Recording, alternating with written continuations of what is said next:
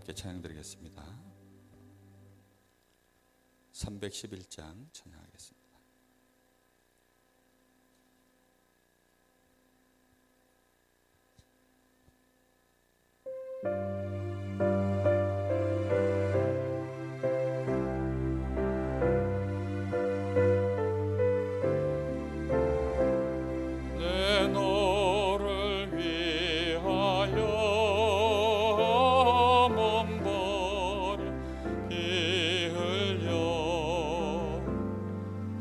죄를 속하여 살기를 주었다. 널 위해 몸을 주건만 너무 두느냐. 널 위해 몸을 주건만 너무 주느냐. 아버지 보좌와 그 영광 떠나서 밤 같은 세상에 만 백성 구하려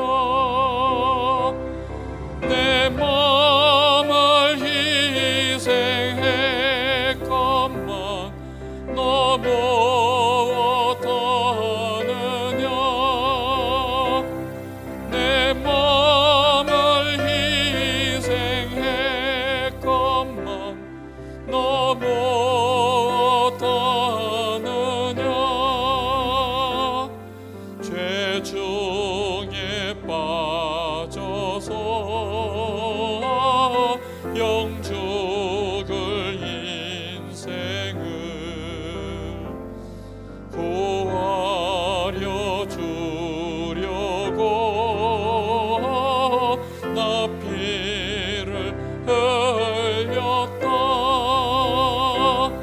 내 죄를 대속했건만 너무 어떠느냐. 내 죄를 대속했건만 너무 어떠느냐. 한없는 용서와 참사랑 가지고 세상에 내려와 값없이 줬다. 이것이 귀중하건만 너무 어쩌느냐. 이것이 귀중하건만 너무 어쩌느냐. 아멘. 지금 마태복음 말씀 계속 나누면서 베드로의 신앙 고백 이후에 제자들이 복음을 깨닫도록 예수님께서 계속 말씀으로 또 사건을 통해서 계속해서 주님께서 제자들과 함께 하시는 모습을 볼 수 있습니다. 오늘 우리의 중심이 정말로 복음을 제대로 좀 깨달을 수 있도록 그런 마음을 가지고 찬양했으면 좋겠고요. 하나님의 은혜를 정말 감사하는 그런 시간들이 되었으면 좋겠습니다. 325장 찬양합니다.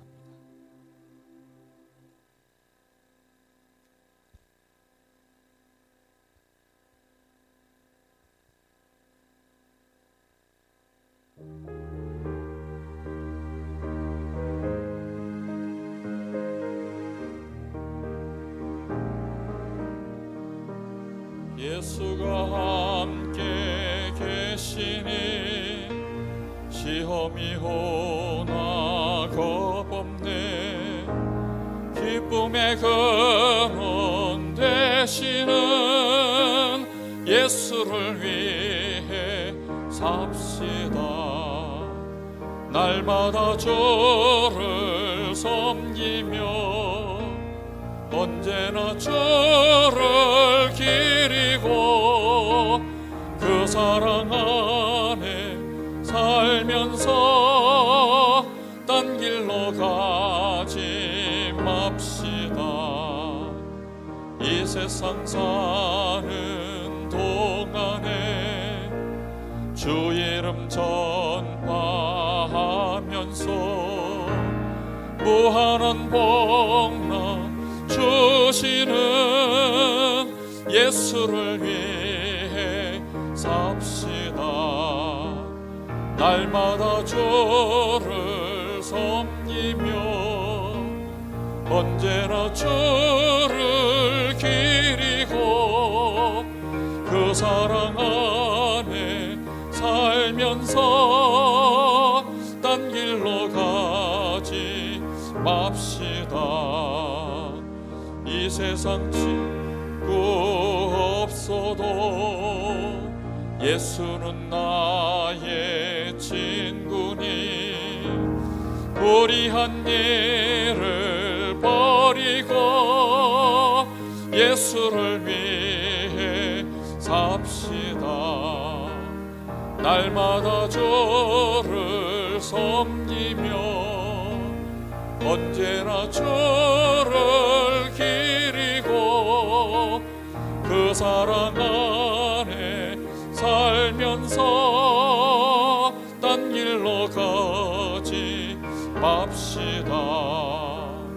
주께서 심판하실 때 잘했다 칭찬하리니 이러한 상급 받도록 예수를 위해 삽시다. 날마다 주를 섬기며 언제나 주를 기리고 그 사랑 안에 살면서 딴 길로 가 날마다 주를 섬기며 날마다 주를 섬기며 언제나 주를 기리고 그 사랑 안에 살면서 딴 길로 가지 맙시다.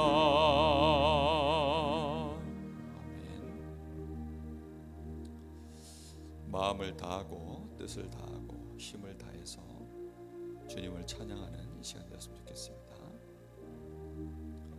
310장 찬양하겠습니다.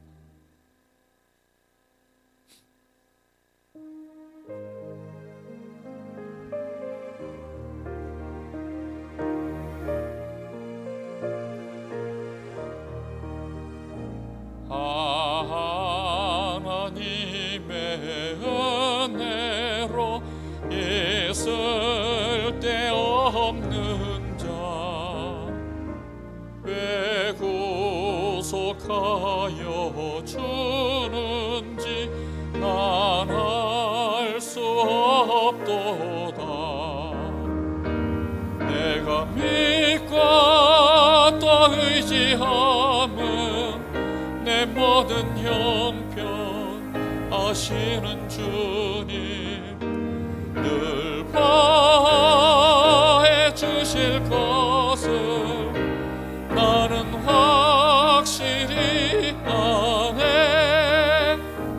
왜 내게 고센 믿음과 또 복음 주셔서 내 맘이 항상 편한지 난 알 수 없도다. 내가 믿고 또 의지함은 내 모든 형편 하시는 주님 늘 보호해 주실 것은 나는 확실히 아네. 왜 내게 성령 주셔서 내 마음 감동해. 주 예수 믿게 하는지 난 알 수 없도다. 내가 믿고 또 의지하면 내 모든 형편 아시는 주님 늘 보호해 주실 것을 나는 확실히 아네. 주 언제 강림하실지 혹밤에 혹낮에 또 주님 만날 그것도 난 알 수 없도다. 내가 믿고 또 의지하면 내 모든 형편 아시는 주님 늘 보호해 주실 것을 나는 확실히 아네.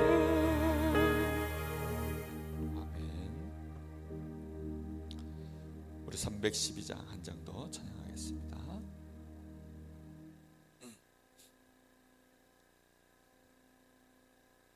(312장입니다)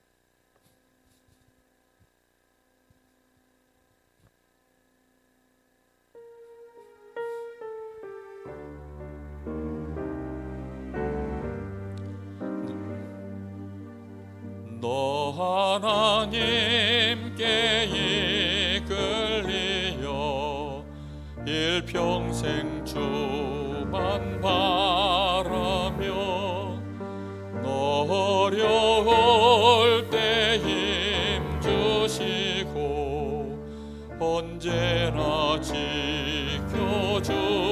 지켜주시리.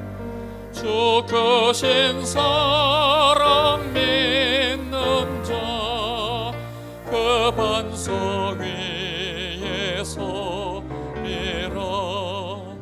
너 설레는 맘 가다듬고 희망 중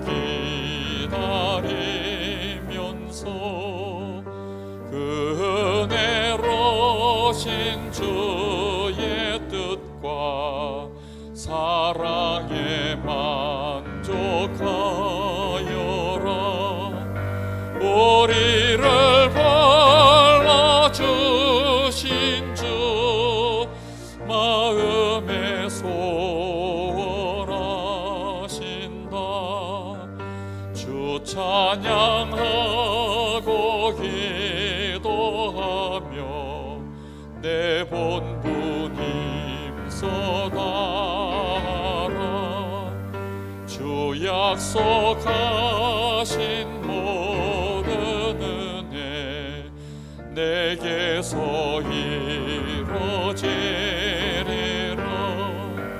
참되고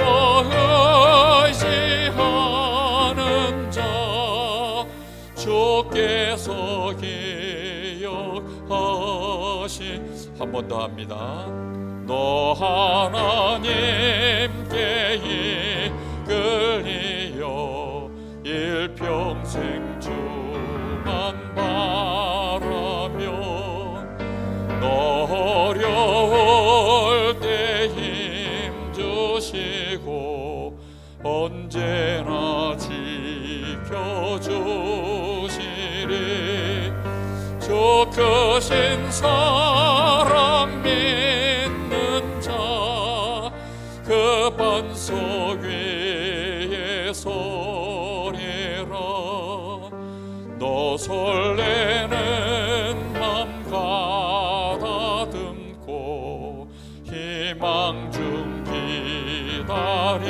기다리면서 그 은혜로신 주의 뜻과 사랑에 만족하여라.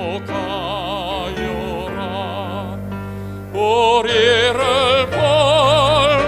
불러주신 주 마음에 소원하신다. 주 찬양하고 기도하며 내 본분 힘써다하라. 주 약속하신 모든 은혜 내게서 이루어지리라. 참되고 의지하는 자 주께서 기억하시리. 아멘. 우리 예배 시작 전에 같이 잠시 기도하겠습니다. 요셉이 험난한 인생 여정을 걸어가도 그가 결코 지혜가 어두워지지 않았습니다. 그의 생각이 어두워지지 않았습니다. 그의 마음이 어두워지지 않았습니다. 여호와께서 요셉과 함께 하시고 요셉은 나와 함께 하시는 하나님을 신뢰했고 하나님이 나를 통하여서 주신 언약과 그 비전이 이루어질 것을 신뢰하고 있었습니다. 하나님은 그 요셉을 위하여 미리 역사하시고 분명한 사건과 일들을 진행해 나가셨습니다. 하나님 오늘 저희들에게 요셉에게 주셨던 그 지혜가 임하게 하여 주옵소서. 우리 잠시 마음을 모아서 같이 기도합니다.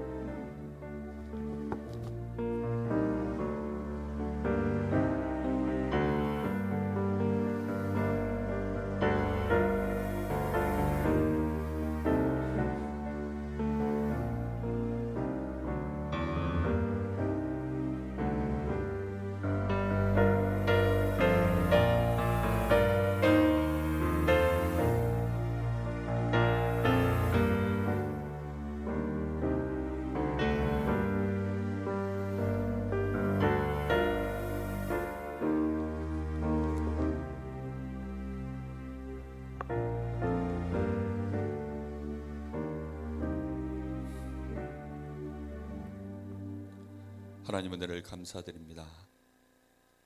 오늘도 하나님께서 우리를 사랑하시고 하나님이 우리를 용납하시며 하나님께서 우리에게 약속하신 그리스도 안에 있는 그 은혜가 오늘도 우리에게 임하여 있어서 우리가 불신앙 속에서 살다가도 오늘 주의 전에 나와 예배할 수 있도록 하나님이 우리를 이끄신 줄 믿습니다. 오늘 밤에도 우리에게 오직 성령의 충만함이 임하게 하시고 하나님이 우리에게 베푸신 그리스도 안에 있는 이 놀라운 축복을 낱낱이 깨달아 알 수 있도록 주여 오늘 저희들에게 성령으로 역사하시고 우리를 긍휼히 여겨 주옵시며 우리에게 믿음을 더하시기를 간절히 원합니다. 하나님의 나라가 임하는 시간 되게 하시고 우리와 관계되어 있는 모든 현장에 요셉을 위하여 일하시는 주님이 우리를 위하여 일하시는 시간이 될 줄 믿습니다. 천인을 만나고 만인을 만나는 것보다 더 소중한 하나님의 역사가 언약 붙잡고 예배하는 이 시간에 이루어지는 시간이 될 줄 믿습니다. 오늘 밤에도 오직 주께서만 영광을 받아 주옵소서. 살아계신 예수님의 이름으로 기도하옵나이다. 아멘. 찬송가 323장 찬양드리겠습니다.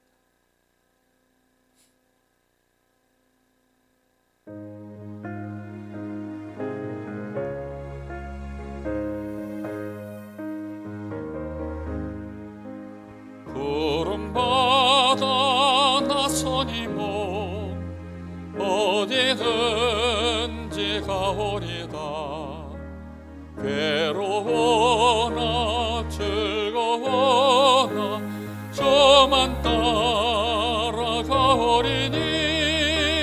어느 너가 막으리까 저 죽음인들 막으리까 어느 누가 막으리까 죽음인들 막으리까 악을 걸작 빈들에도 복음 들고 가오리다. 소돔 같은 거리에도 사랑 안고 찾아가사 정의 맘에 지닌 것도 아낌없이 드리래다. 정의 몸에 지닌 것도 아낌없이 드리리다. 존귀 영광 모든 권세 주님 홀로 받으소서. 멸시천대 십자가는 제가 지고 가오리다. 이름 없이 빛도 없이 감사하며 섬기리다. 이름 없이 빛도 없이 감사하며 섬기리다.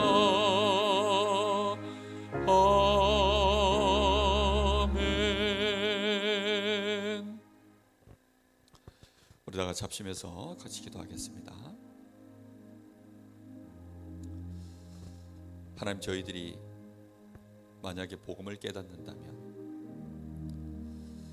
하나님 앞에 무조건 쓰임받고 우리와 관계되어 있는 모든 현장을 살리도록 우리에게 복음을 주신 줄 압니다.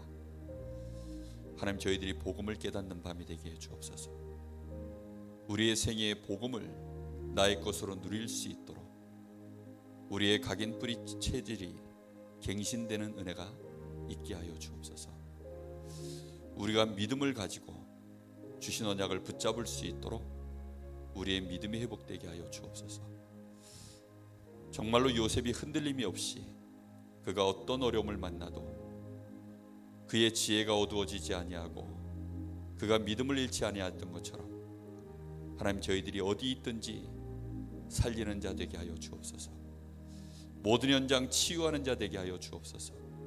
우리 렘넌트들을 서밋으로 세울 수 있도록 하나님, 오늘 저희들이 237 나라의 증인될 수 있도록 저희들에게 역사하여 주옵소서. 특히 이 강릉 지역의 2300 제자 세우는 교회 되게 하시고 내가 있는 현장에 성경적인 전도운동 일어나는 그 일에 쓰임받는 기도의 사람, 전도자의 삶 누릴 수 있도록 역사하여 주옵소서. 우리 간절한 마음으로 같이 합심하여 기도하겠습니다.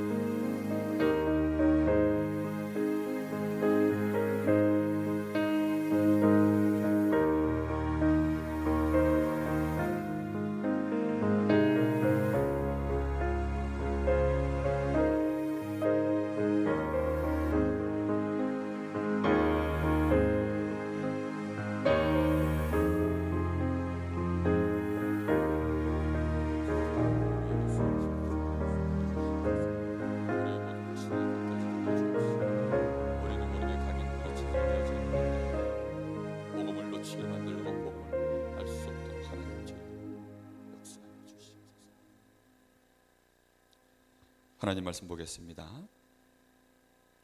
하나님 말씀 마태복음 17장 22절부터 27절까지 말씀입니다.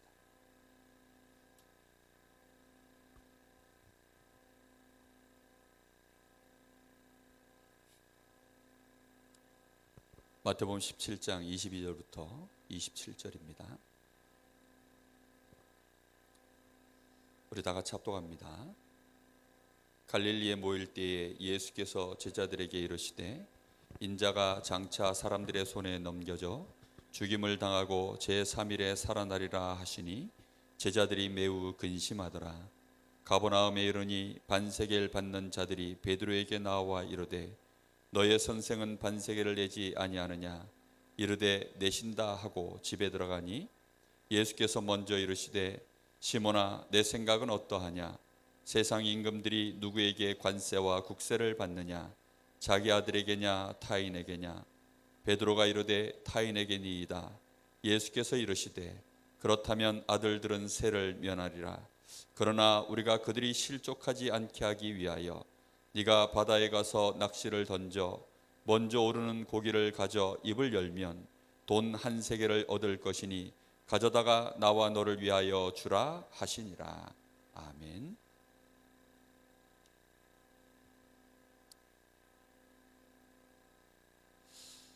오늘도 베드로는 여전히 여러 가지 참 복음을 제대로 깨닫지 못하고 제자들이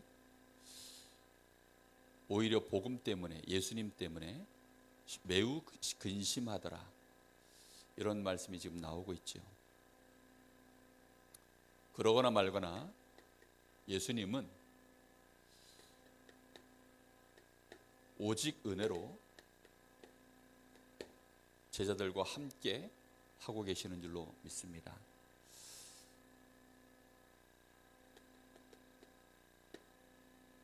우리가 복음을 깨닫는다는 것은 정말 어마어마한 일입니다. 우리가 복음을 너무 흔하게 들으니까 그런가 보다 하지만 베드로가 고백했던 마태복음 16장 16절, 사실 이 고백은 하나님 보실 때는 엄청난 고백이거든요. 우리가 만약에 주는 그리스도시요 살아계신 하나님의 아들이십니다, 이 고백을 드렸다. 그것은 우리 가문 안에 내 인생 전체를 통틀어 아마도 가문 안에서 아마 최초의 고백일 것입니다. 이 고백 한마디로 사실은 모든 저주 재앙, 모든 지옥의 배경에서 완전히 해방되어지는 역사가 여기서 시작되는 거거든요. 사람들은 근데 미처 이게 얼마나 어마어마한 고백인지 잘 모르고 있습니다. 제가 이번 주간에 미션으로 5번 정식기도를 알람을 맞춰놓고 하고 있거든요. 그거 하면서요 이 고백을 합니다. 주는 그리스도시요 살아계신 하나님의 아들이십니다. 이 고백을 드리면서 이 고백의 의미를 계속 묵상하고 있어요. 요셉에게 그 엄청난 임마누엘의 축복, 그에게 주신 그 지혜, 그 능력이 전부 어디서 시작됐냐? 여기서부터 시작된 걸 제가 아니까요. 그래서요 이 고백을 계속 드리고 있습니다. 이 고백은 창세기 3장 15절의 성취입니다. 우리 인생이 사단에게 속아서 멸망 가운데 들어간 그때, 물고기가 절대 물 떠나면 안 되는데 물을 떠난 것처럼 우리 사람이 하나님을 떠나버린 그 사건, 그래서 죄 가운데 빠져서 사단에게 완전히 지금 붙잡혀버린 사건, 그래서 인간 자체가 살아가는 자체가 멸망이요 고통이요 지옥으로 갈 수밖에 없는 그 운명 속에서 빠져나올 수 있도록 하나님이 약속하신 여자의 후손이 가서 뱀의 머리를 박살내리라. 이 언약을 성취하신 사건이, 그걸 성취하기 위해서 오신 분이 바로 예수님이십니다 라는 고백입니다. 출애굽기 3장 18절, 400년 노예된 그 애굽 땅에서 완전히 노예되어 있던 그 운명 저주 속에서 완벽하게 해방시키는 다, 그걸 성취하신 주인공. 이사야 7장 14절, 보라 처녀가 잉태하여 아들을 낳으리니 그 이름을 임마누엘이라 하리라. 하나님을 떠나 있는 우리가 하나님을 만날 수 있도록 완전한 구원의 길을 여신 그 이름, 주는 그리스도시요 살아계신 하나님의 아들이십니다. 이 엄청난 고백입니다. 이 고백을 하면 그 고백과 함께 우리에게 영원한 축복이 임하는 것입니다. 내가 이 반석 위에 내 교회를 세우리라. 음부의 권세가 너를 이기지 못하리라. 내가 너에게 천국 열쇠를 주리라. 이 축복은요, 우리에게 임한 완전한 축복입니다. 이 축복은 잠깐 있다가 사라지는 축복이 아니라 우리에게 영원히 약속된 축복이요, 한 번 이 고백으로 우리에게 성취되어진 축복입니다. 그런데 이 축복을 사람들은 잘 모르죠. 자꾸 놓쳐버리는 것입니다. 왜냐? 이 축복은 사람의 지혜로 알 수 있는 축복이 아니다 보니까요. 이 축복은 이 세상 관원들의 지혜나 세상 임금들의 지혜로 알 수 있는 축복이 아니기 때문에, 그래서 고린도전서 1장 22절에 보면 하나님의 지혜에 있어서는, 이 세상의 지혜로는 이것들을 알 수가 없기 때문에 하나님이 전도에 미련한 것으로 우리에게 이것을 알게 하시기를 기뻐하셨다 그랬습니다. 이것은 절대로 세상의 지혜로는 모르는 사건입니다. 하나님이 생각하시기에 이렇게 얘기하지 않고 하나님의 지혜에 있어서는 이렇게 되어 있어요. 무슨 말입니까? 하나님이 머리를 아무리 굴려봐도, 하나님이 아무리 머리를 쥐어짜 봐도, 하나님의 지혜를 총동원해서 봐도 이거는 사람의 머리로는 알 수 있는 부분이 아니라는 거예요. 무슨 말인지 이해됩니까?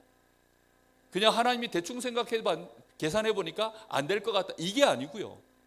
하나님이 계산을 해보니까 도저히 이거는 사람의 지혜로는 알 수 없는 영역이에요.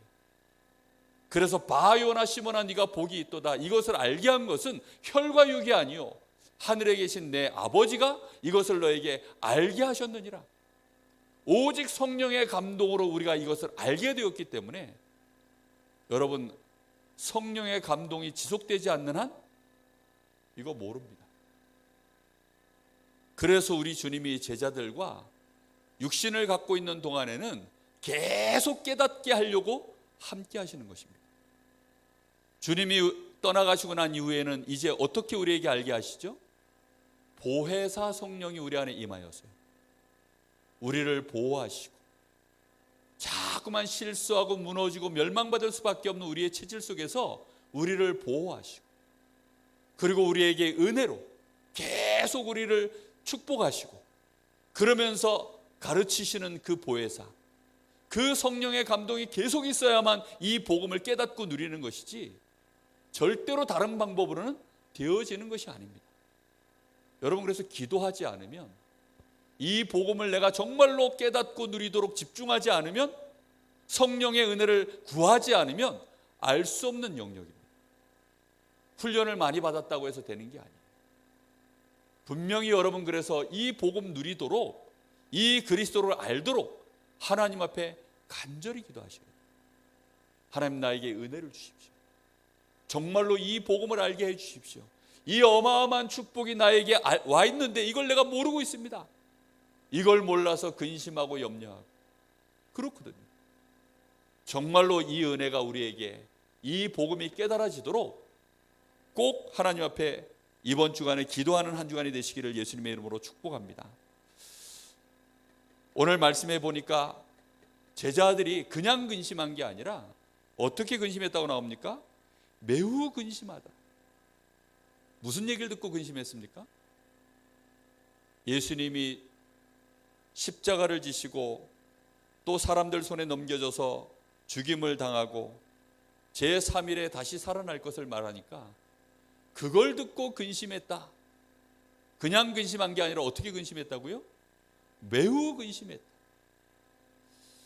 참 안타깝죠. 오늘 우리가 마태복음을 여러분 보면서, 여러분, 마태복음은 사실은 제자들 중심으로 기록되어 있는 메시지입니다. 예수님이 12제자를 부르시고 70인 제자를 부르시고 그러면서 그들과 동행하시면서 던지신 메시지예요. 그런데 이 메시지의 모든 핵심 내용이 뭐죠? 예수님 공생애를 계속 집중하시는 부분이 뭐냐면 제자들이 복음 깨닫도록 만듭니다.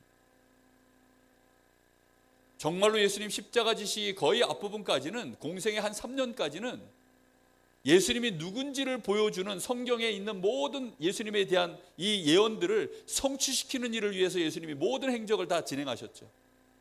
그러고 나서 베드로가 드디어 이제 예수님에 대하여 올바른 신앙 고백하고 딱 하고 나니까 그때부터는 예수님이 뭐 하고 있는 거죠?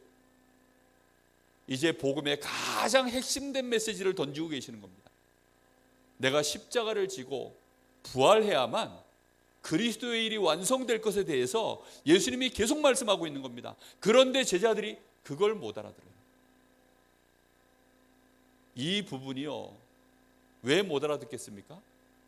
결국은 우리가 가지고 있는 체질 때문에, 우리 중심 속에 이미 담겨져 있는 모든 기준 자체가 복음을 알아들을 수 없는 기준으로 들어가 있기 때문입니다.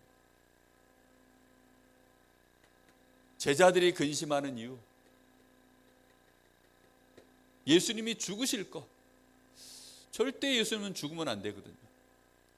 자기들의 계산 속에는 예수님은 죽으면 안 되는데 예수님의 죽는다는 이 말, 부활 자체는 아예 말도 안 되는 소리고요. 제자들은 예수님의 부활에 대하여 믿지 않았습니다. 그래서 아예 부활이라는 말은 귀에 들어오지도 않았어요.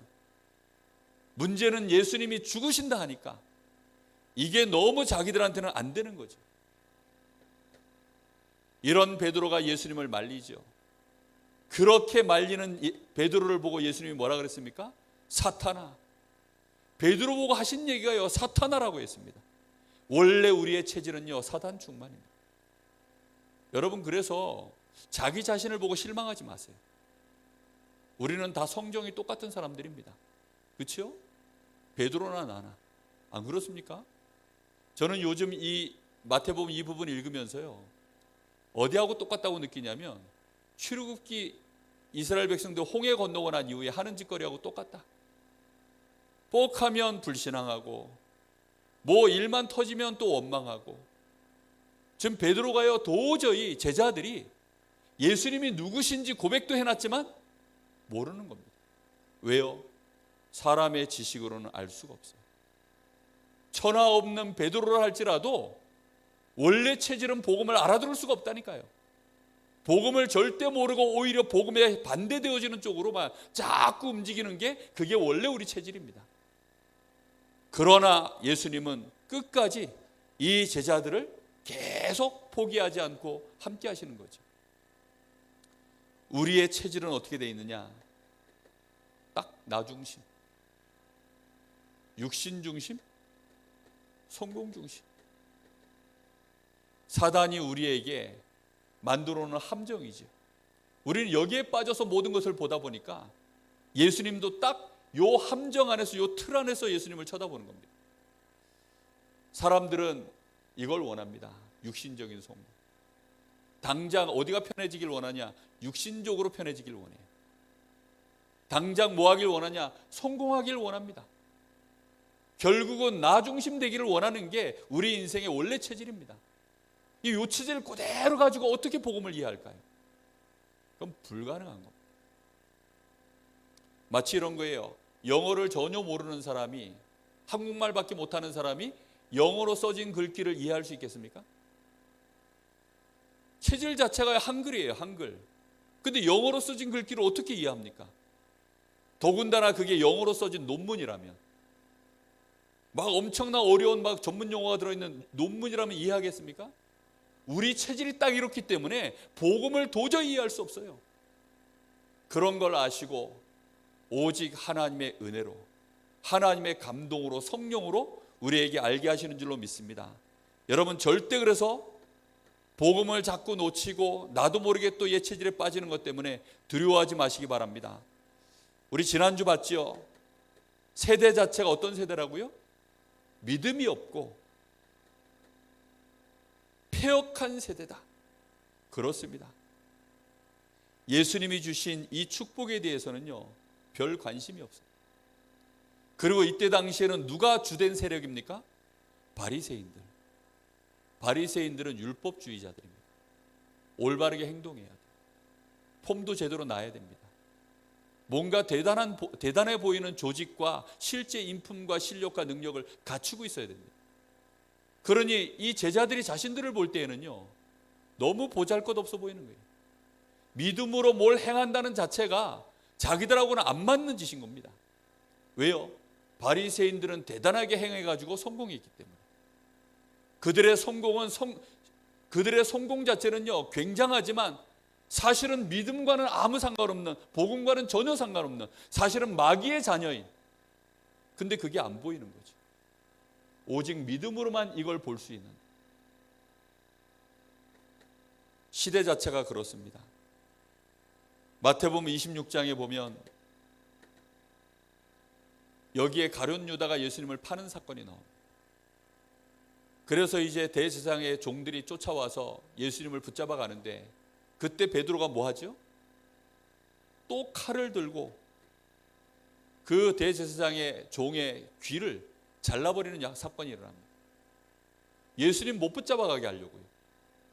예수님은 지금 십자가 져야 되는데, 그때 예수님이 하신 말씀입니다. 내가 천사들을 동원해서 지금 내가 이 사람들을 물리치지 못하겠느냐. 그런데 그렇게 돼버리면 내가 십자가를 지지 못하고 하나님의 말씀이 성취가 돼야 되는데 그 일이 방해되지 않겠냐.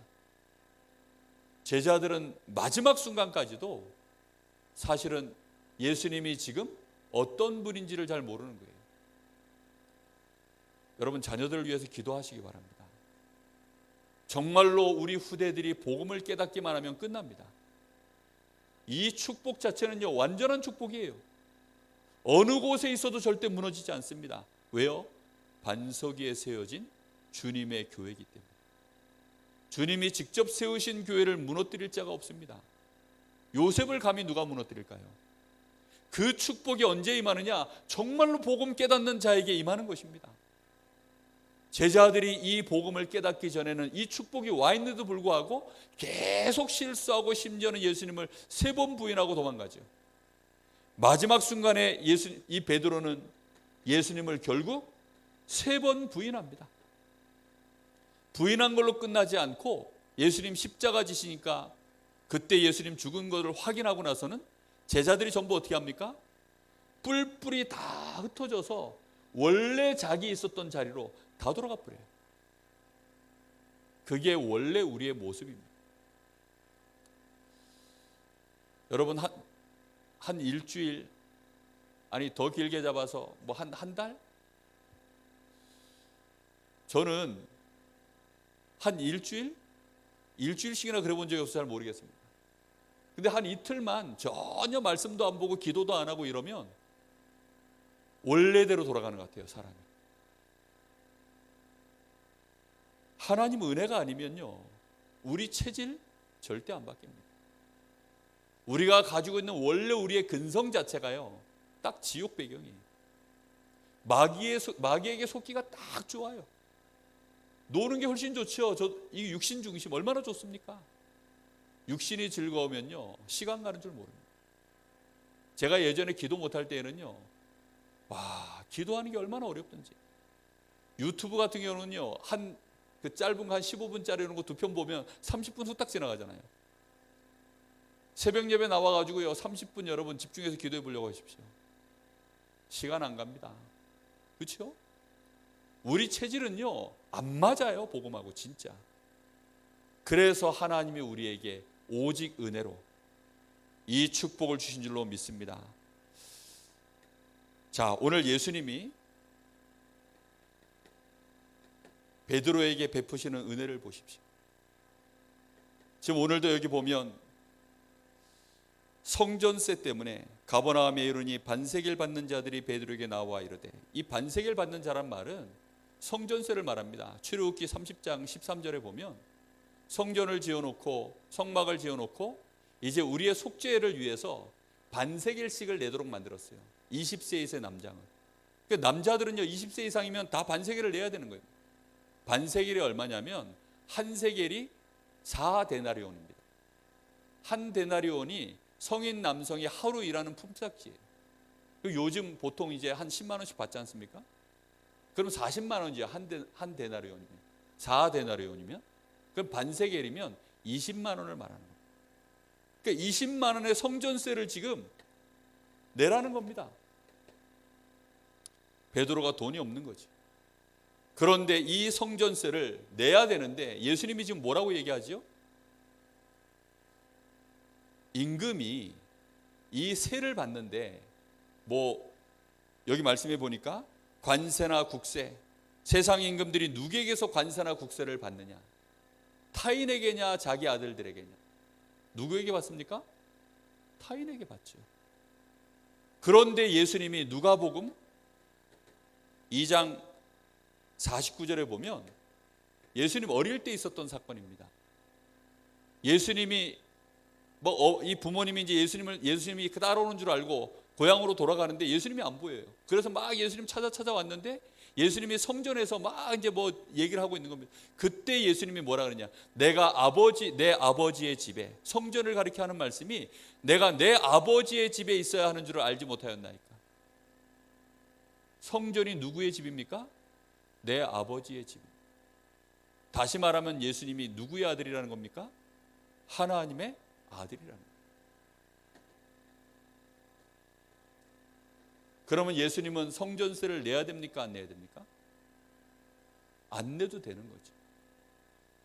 이 일을 통해서 지금 예수님이 뭘 얘기하는 겁니까?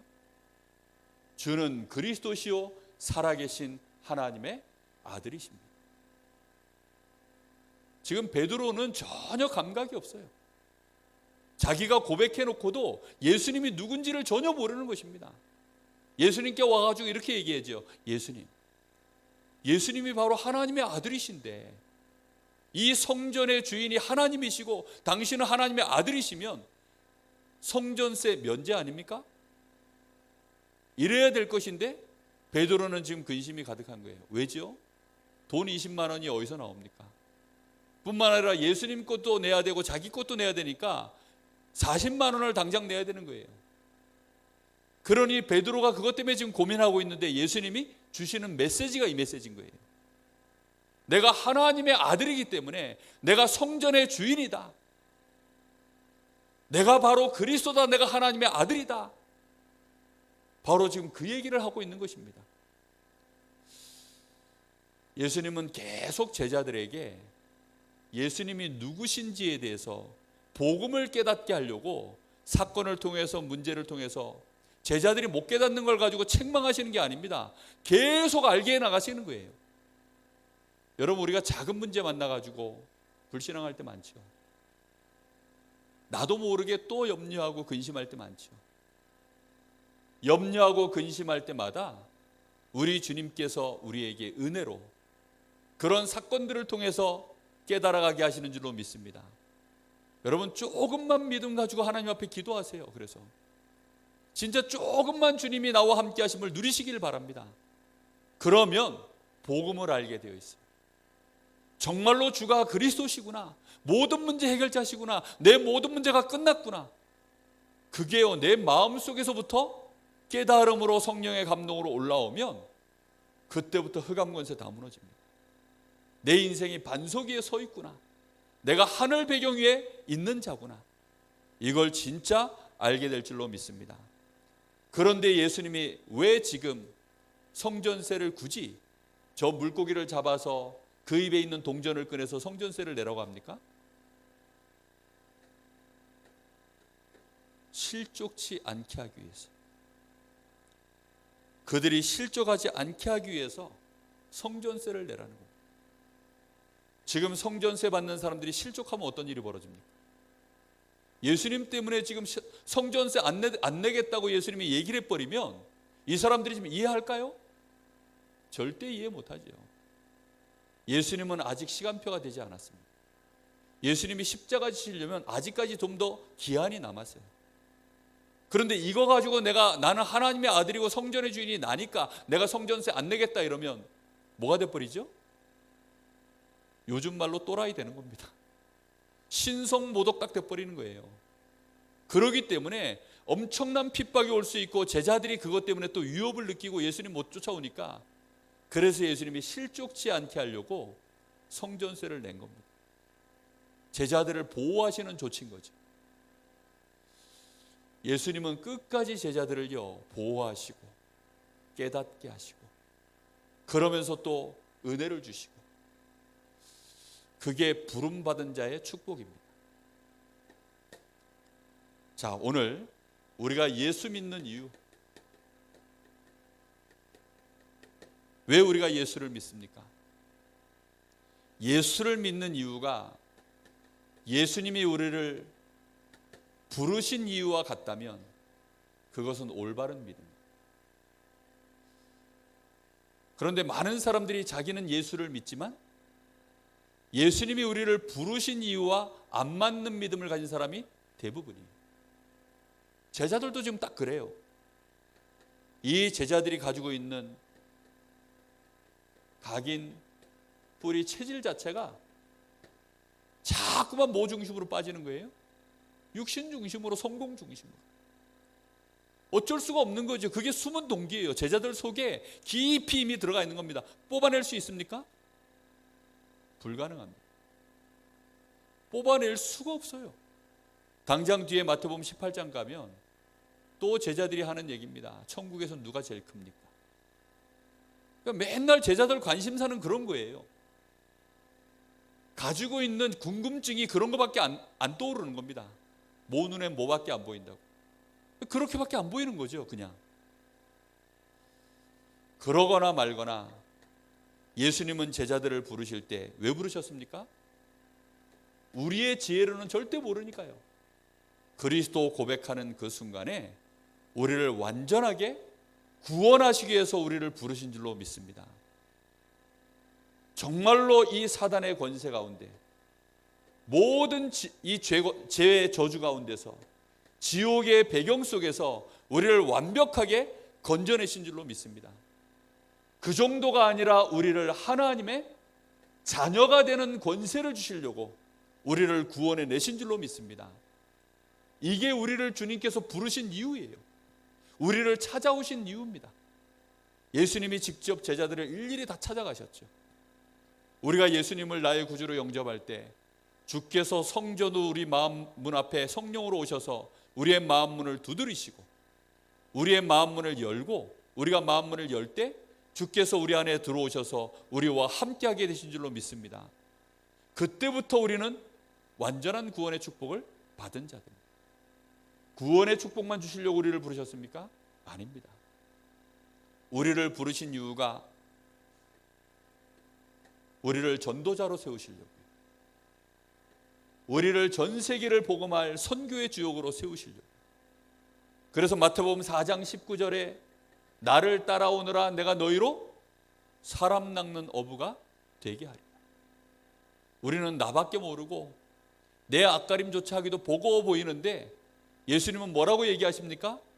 너희를 통해서 사람 낚는 어부가 되게 하리라. 그 정도가 아니죠. 마태복음 6장 33절에는 무엇을 먹을까 마실까 이거 염려하지 말고 그의 나라와 그의 의를 먼저 구해라. 그리하면 이 모든 것들을 너희에게 더하여 주시리라. 주님이 우리를 부르신 이유가 뭡니까? 하나님의 나라를 이루게 하려고요. 그리스도의 의를 전파하게 하려고요.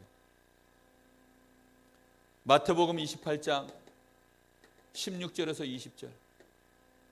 너희는 가서 모든 족속으로 제자를 삼아라. 사도행전 1장 8절. 땅끝까지 이르러 내 증인이 되리라. 언제요? 오직 성령이 너희에게 임하시면 너희가 권능을 받고 하늘과 땅의 모든 권세를 내게 주셨으니 볼지어다 세상 끝날까지 내가 너희와 항상 함께 있으리라. 주님이 우리를 부르신 이유입니다. 제자들이 언제까지 여기 묶여 있었습니까? 성령 충만 받기 전까지. 그렇죠? 성령의 충만함을 힘입기 전까지는 계속 여기 묶여 있었어요. 그래서 예수님이 그걸 너무 잘 알기 때문에 40일 동안이나 집중시켜 놓고 감람산에서 40일 집중을 해놓고 인젠 됐다 하고 가라 그랬습니까? 아닙니다. 아버지의 약속하신 성령이 너희에게 임할 때까지는 예루살렘을 떠나지 말고 기다리라 이렇게 말씀하셨죠. 그 말씀의 의미를 여러분 꼭 깨닫게 되기를 바랍니다. 천하 없어도 소용없어요. 베드로도 안 되는데요. 그렇죠? 목사가 되겠습니까? 신학자가 되겠습니까? 아니 베드로 같은 인물이요 직접 예수님께 3년을 훈련을 받고 예수님을 통해서 직접 가르침을 받았는데도 안 되는데요. 오직 성령이 아니면 안 된다는 걸 알기 때문에, 그래서 고린도전서 1장 2장에 바울 사도가 뭐라고 기록했다고요? 이거는 사람의 지혜로 되는 것이 아니다. 오직 하나님께서 봤을 때는 성령으로만 되는 것이다. 여러분 정말로 성령 충만 받도록 기도하시기 바랍니다.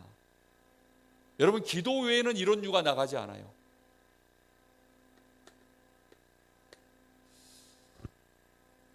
우리가 정말로 언약 붙잡고 성령의 감동을 제대로 받기 시작하면 분명히 5가지 응답이 오게 되어 있습니다. 5가지 응답이 오는데, 그렇게 흔들리던 내가 흔들리지 않게 되는 5가지 부분에 응답이 옵니다. 그 첫 번째가 뭡니까? 구원의 확신. 확신을 가져야 된다가 아닙니다. 하나님이 나를 붙드셔서 나와 함께 하시는 축복을 내가 누리면서, 아, 진짜 내가 구원받았구나. 내 능력, 내 수준으로는 안 되지만 하나님이 나와 함께 하시는 거예요. 멸망받아야 될 모든 조건이 나에게서 진짜 끝났구나. 그걸 확인하게 됩니다.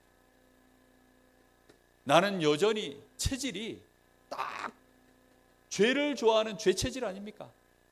그런데 내 모든 죄가 진짜 끝났구나. 내 이 모든 죄가 완전히 여기서 나는 해방받은 자가 맞구나. 옛날 같으면요, 그 죄 때문에 시달리고 멸망받고 죄 때문에 무너져야 되는 내 인생이 끝나버렸구나. 여러분 예수 믿고 난 이후에 옛날에 하던, 예수 믿기 전에 가지고 있었던 그 죄 좋아하는 즐겨하던 체질들 다 없어졌습니까? 아니죠. 그런데 그 모든 거에서 나는 이미 뭐 받았다고요? 내 죄가 용서를 받았구나. 여기에 대한 응답과 함께 확신이 옵니다. 그 정도를 넘어서서 나 같은 사람이 기도하는데 하나님이 성령으로 역사하시고 하늘 군대를 동원하시고 하나님이 나의 필요한 모든 부분들을 인도하시고 역사하셔서 응답하시는구나.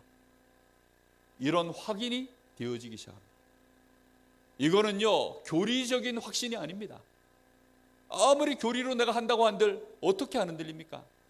베드로가 용기를 내서 나는 절대 내가 목숨을 버릴지언정 예수님 부인하지 않겠습니다. 근데 그 베드로는요 도망가 버렸어요. 3번 부인했습니다. 심지어 예수님을 저주했습니다. 그게 원래 우리 체질이라니까요. 그런데 이런 베드로가 이제는요 나사렛 예수 이름으로 일어나 걸으라, 그 한마디에 앉은 베이가 일어나 버리는 것입니다. 성령의 역사, 이 은혜가 먼저 우리 속에 먼저 꼭 확신되어지기를 예수님의 이름으로 축복합니다. 그 정도가 아니죠. 하나님이 나와 동행하십니다. 하나님이 내 삶을 인도하고 계십니다. 이것처럼 든든한 게 있을까요? 정말 든든한 일. 이것처럼 든든한 일이 없어요. 하나님이 분명히 나와 함께 하시는, 하나님이 내 미래의 문을 열고 계시는 거예요. 요셉이 감옥 안에 있으면서도요 그런 은혜를 누리기 시작한 겁니다. 어떤 위기와 어려움을 만나도 이제는 완전히 다른 사람이 되는 거죠. 승리의 확신. 승리의 확신이 왔다는 말은요 드디어 이 사람이요 서밋이 된 것입니다. 어떤 문제, 어떤 위기를 만나도요 능히 이기거든요. 서밋입니다. 서밋. 영적 서밋. 실제 승리는 나중에 온다 하더라도 이미 마음속에서요 안 무너지는 것입니다.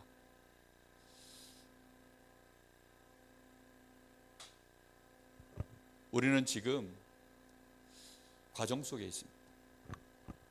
저는 우리 자녀들 볼 때, 또 우리 랩런트들 볼 때 흔들리는 게 당연하다. 또 심지어는 저 자신을 볼 때도 흔들리는 게 당연하다. 그럼 당연하다고 끝납니까? 아니죠. 그래서 하나님이 나에게 이미 내 신분 자체를 그리스도 고백할 때 반석 위에 이미 세우셨고, 그래서 나에게 음부의 권세가 나를 이기지 못하도록 나에게 이미 권세를 주셨구나. 나에게 기도할 수 있도록 천국 열쇠를 주셨구나. 이제부터 내가 성령 충만 받아야 되겠구나. 기도 속으로 들어갑니다. 이것은 저에게 정말로 하나님 주신 은혜예요. 기도하지 않고서는 내 수준, 내 인격으로는 절대 안 되는 거예요. 내 각인뿌리 체질 자체를 앞만 바꾸려고 해도 그거는 내 뇌에 그냥 새겨지는 지식에 불과하지 그 이상도 그 이하도 아니구나. 내가 이걸 진짜로 누리는 것은 성령의 감동 외에는 없구나. 저는 정말로 그렇게 믿어집니다. 제가 받은 은혜라면 요 정도까지입니다. 정말로 하나님의 은혜가 아니면 안 되는 거예요. 예전에는요, 뭘 좀 열심히 하면 되는 줄 알았어요. 그러다가 또 안 되면 내가 이만큼 했는데 왜 안 되지? 이런 착각을 많이 했다니까요. 또 반대로 내가 무너질 때가 있지 않습니까? 그럼요, 그것 때문에 또 시달려요. 내 수준이 연약해서 또 무너지니까. 이런 내가 되겠나? 저는 그런 세월들을요, 복음 안에서 20여 년을 지나고 나니까 알겠어요. 아, 이거는 내가 기준이 아니고 부르심 받은 그 자체가 완전한 축복이고, 주님이 제자들 앞에 서서 나를 따라오너라 그 메시지 한마디 던지시는 그 순간이 이미 운명이 바뀌었구나. 세월이 지날수록 정말로 하나님의 은혜구나 점점 깨닫게 됩니다. 여러분, 조급함이 없기 바랍니다. 정말로 하나님의 은혜를 구하시면 돼요. 우리 자녀들을 위해서, 우리 교회를 위해서, 정말로 내가 기도 대상자로 놓고 있는 사람들을 놓고 우리가 기도할 내용이 하나밖에 없습니다. 저를 긍휼히 여겨주십시오. 하나님, 정말로 저를 긍휼히 여겨주십시오. 저의 심령이 가난해지게 해주십시오. 그래서 정말로 하나님이 필요해지게 하시고 복음을 받을 수 있도록, 복음을 깨달을 수 있도록 은혜를 더하여 주옵소서. 그것 외에는 없습니다. 사람이 못된 인간이, 더 못된 인간이 있습니까? 없다니까요. 더 지혜로운 인간이 있습니까? 없습니다. 어차피 못되기로 치면 아무리 착해도 다 지옥 가야 됩니다.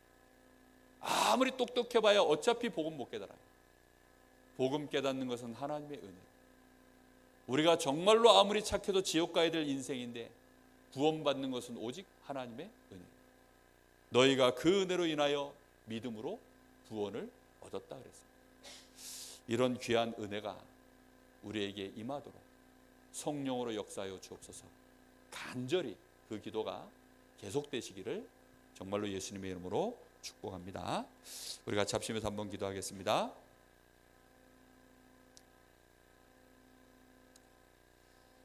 하나님, 오늘도 우리에게 주님께서 길이 참으시고 우리를 너무나 잘 아시는 주님이 베드로를 깨닫게 하시고 그를 인도하시는 것처럼 하나님, 우리의 생에도 그 은혜가 필요함을 고백합니다. 절대로 우리가 베드로보다 더 나은 성정을 갖고 있지 못합니다. 그가 넘어지고 실수하는 모든 것이 우리가 넘어지고 실수할 내용들입니다. 주여, 오늘 저희들에게 은혜를 베풀어 주옵소서. 성령의 감동을 부어 주옵소서. 정말로 내게 주신 이 구원의 축복 깨닫게 하시고 내가 누려야 될 이 사명 깨닫게 하여 주옵소서. 하나님의 나라를 이루게 하시고 특히 우리 가정에 주의 은혜가 필요합니다. 내 가족들, 내 후대들, 정말로 나와 관계되어 있는 모든 사람들에게 이 은혜가 필요합니다. 하나님, 나를 통하여 역사하여 주옵소서. 우리 간절한 마음으로 같이 한번 기도합니다. 하나님, 은혜를 감사드립니다.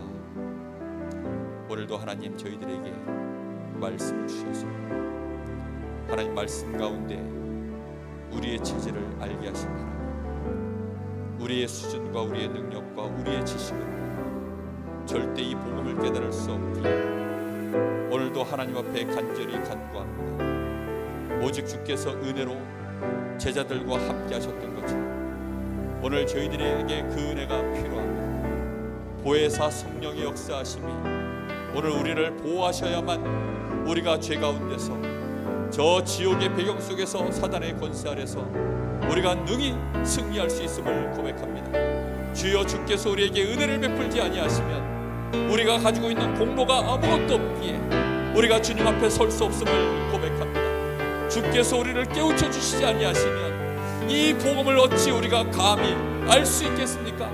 주여, 오늘도 간절히 간구하오니 주여, 성령으로 우리에게 역사하여 주시옵소서.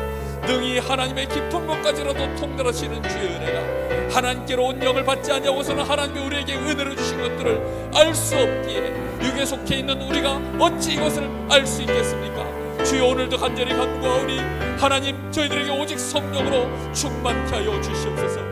성령의 감동이 우리에게 임하게 하여 주옵소서. 주의 은혜로만 우리가 이 복음을 알 수 있사오니 주여, 저희들이 더욱더 깊이 이 복음을 알게 하시고 복음을 누리게 하시며 복음 안에 있는 이 어마어마한 축복과 권세를 가지고 하나님, 우리의 현장, 우리의 가정 가문 살려낼 수 있도록 주님 역사하여 주옵소서. 이 복음 가지고 증인되어지는 언약을 붙잡게 하시길 간절히 원합니다. 먼저 우리 자신부터 확신 속에 들어가게 하여 주옵소서. 내가 받은 이 구원의 축복, 완전한 축복임을 알게 하시고 종국에는 내가 승리할 수밖에 없는 승리의 확신까지 영적인 서밋으로 먼저 서게 하여 주시옵소서. 우리 후대들에게 주의 은혜가 임하기를 원합니다. 하나님, 정말 우리 교회가 주의 은혜 속에 있기를 간절히 원합니다. 하나님, 나를 통하여서 이 복음이 증거되어지기를 원합니다. 사람의 지혜의 말로 되어지는 것이 아니라 사람의 설득으로 되어지는 것이 아님을 알기에 오늘도 오직 성령의 역사하심을 간절히 간구합니다. 주여, 성령으로 역사하여 주옵소서. 마가의 다락방에 임하였던 주의 성령이 오늘 저희들에게도 임하기를 원합니다. 하나님, 주께서 성령으로 역사하실 때마다 하나님, 현장에 변화가 일어나고 그 현장에 예수 믿는 자들이 일어나며 제자들이 세워지고 현장이 바뀌었던 것처럼 주여, 저희들에게도 성령의 역사가 동일하게 일어나게 하여 주옵소서. 마가의 다락방에 임하였던 그 성령의 역사하심이, 초대교회 제자들에게 역사하셨던 그 성령의 역사하심이 오늘 저희들에게 동일하게 역사하여 주시옵소서. 역사하여 주시옵소서.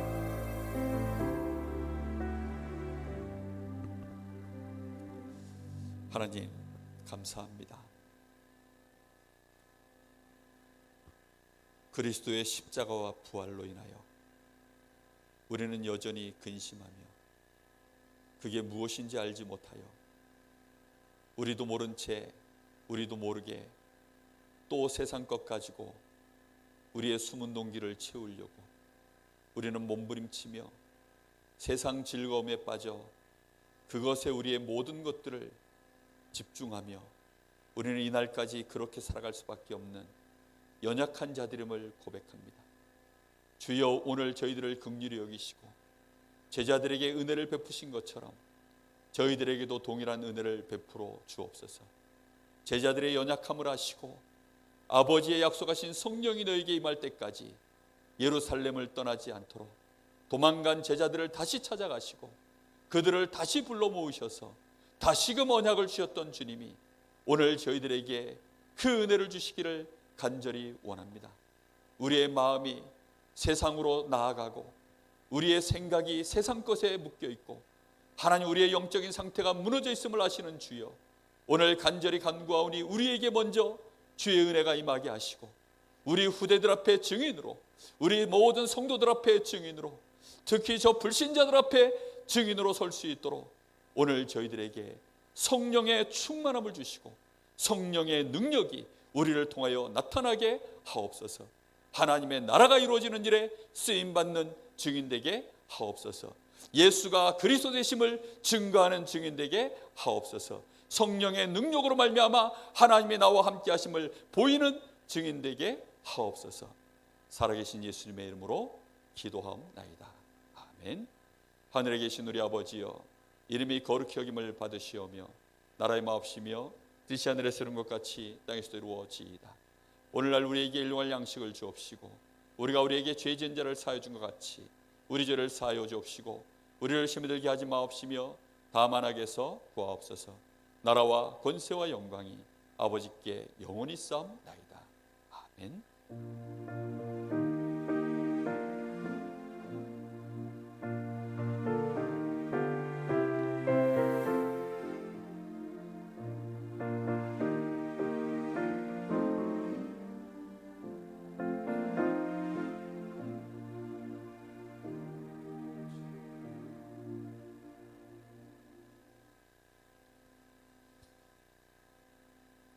권고드리겠습니다. 오늘 교회 청소가 있고요. 저 뒤에 지금 저 구조물들은 그 유아유치 그 방을 만들려고 지금 저렇게 공사가 진행 중에 있습니다. 순조롭게 공사가 잘 될 수 있도록 위해서 기도했으면 좋겠습니다. 그리고 WRC가 지금 등록 중에 있습니다. 마음 담고 기도하시면서 그럼 WRC로 위해서 기도해 주시고 등록하시면 되겠습니다. 예배를 마쳤습니다.